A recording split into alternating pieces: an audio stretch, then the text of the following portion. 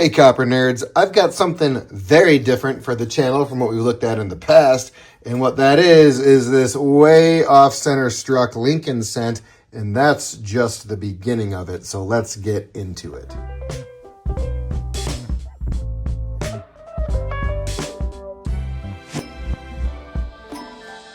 So I'm not an expert on anything, but what I'm definitely not an expert on is error coins. But I know a guy, right? So I reached out to my friend Greg Bennick. Greg and I met at the American Numismatic Association last summer. He taught the errors class over there at that educational conference. And Greg's one of those guys that when you meet him and talk to him for 5 minutes, now he's one of your friends, and he is. He's one of my friends. We hung out for a few days last summer. We've talked, I don't know, a dozen times since. And today I got this in the mail, and I was like, yeah, because I thought from the photos,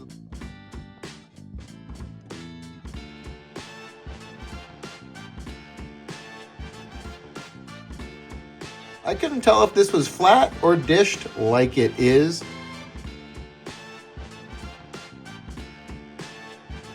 And it's just got a lot more going on than I thought.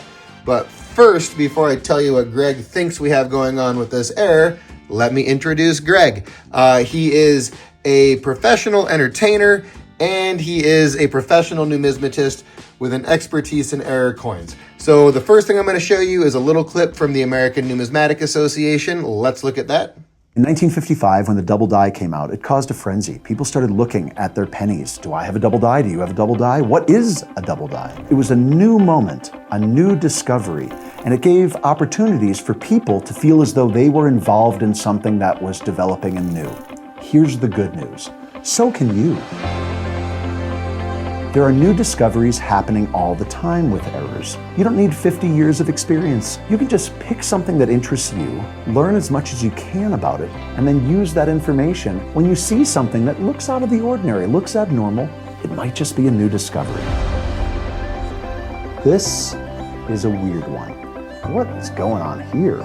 The more you know about the minting process, the more you're going to be able to identify an error coin when you see it and a not error coin when you see it.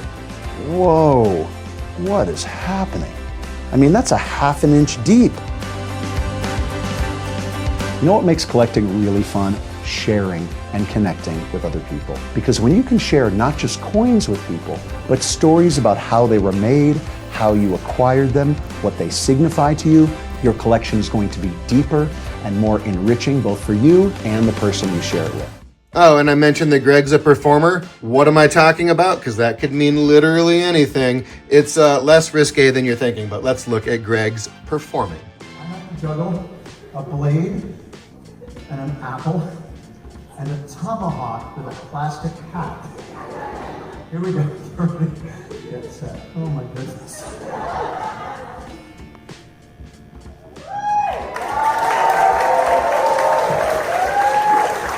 I cannot believe that this is happening right now. Wow! Greg had my son on stage, Kane, last summer for, I don't know, 15 minutes or something for a long time. Kane got to be Greg's assistant on various juggling acts and related tricks. It was really, really entertaining. Greg did a fun, free performance for his copper and coin nerd friends at the ANA, and I really enjoyed it.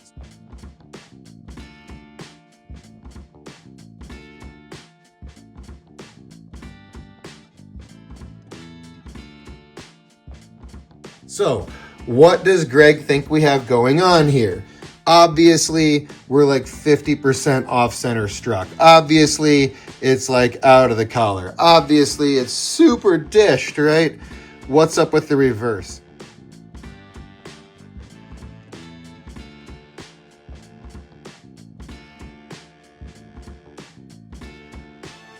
I'm going to show you some photos. You can make out a little bit of that wheat back right there, but otherwise it's pretty obscured.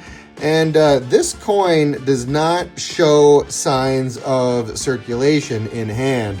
So what would have caused that reverse to be all smushed up? Let's look at the photos first.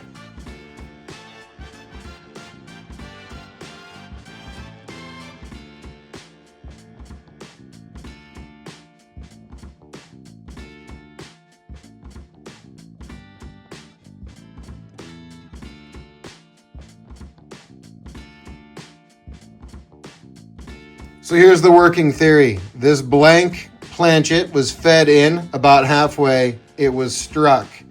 The obverse stuck to the obverse die, and another blank was fed in behind it.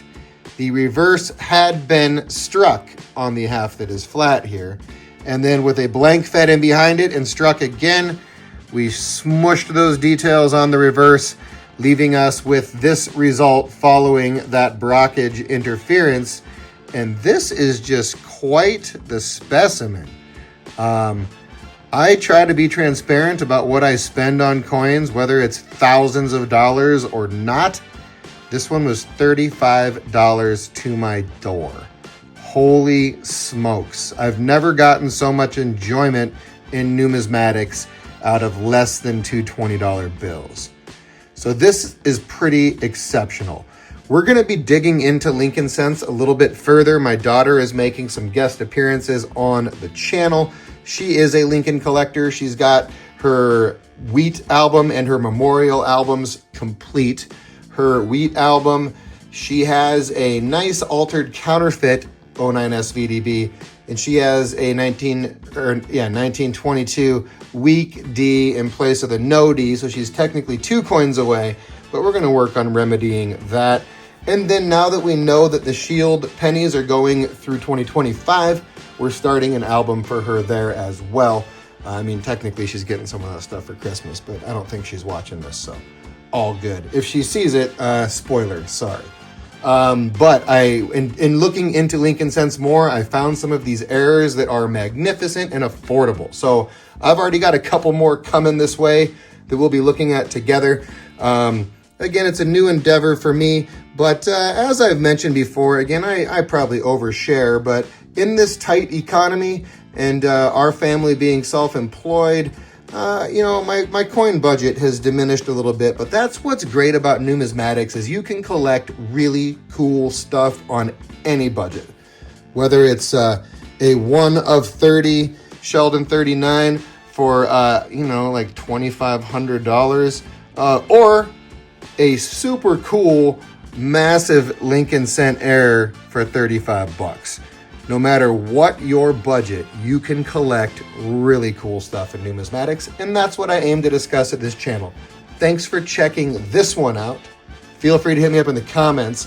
Feel free to join us on Facebook. I just started a Facebook group called Dan Talk Cents Copper Nerds. So stop by there, jump in the comments, post pictures. I want to see your coins. We tried using the Facebook community portion. The YouTube community portion of this channel. And you just can't post enough stuff there. It doesn't let you post photos in the comments. It's just not interactive enough. So the Facebook group is where we can regroup, and I will post links to videos there so you can always watch a video on YouTube and then drop into the Facebook group and post your photos of your coins in the comments below it. It should be a little better interaction between all of us. I did part of the outro and then got sidetracked. So thanks for checking this one out. Catch you on the next one. Peace.